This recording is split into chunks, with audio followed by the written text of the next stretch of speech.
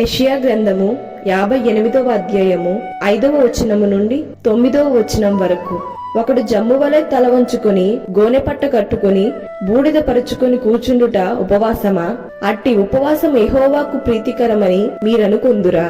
దుర్మార్గులు కట్టిన కట్లను విప్పుటయు, కాడిమాను మేకులు తీయుటయు, బాధింపబడిన వారిని విడిపించుటయు, ప్రతి కాడిని విరగొట్టుటయు నేనేర్పరచుకొనిన ఉపవాసము గదా.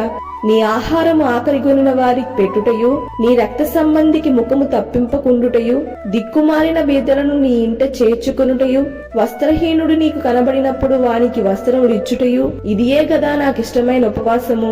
అలాగున నీవు చేసిన ఎడల నీ వెలుగు వేకువ చుక్కవలే ఉదయించును, స్వస్థత నీకు శీఘ్రముగా లభించును, నీ నీతి నీ ముందర నడుచును. యెహోవా మహిమ నీ సైన్యపు వెనుకటి భాగమును కావలి కాయును. అప్పుడు నీవు పిలువగా యెహోవా ఉత్తరమిచ్చును, నీవు మొర్రపెట్టగా ఆయన నేనున్నానను.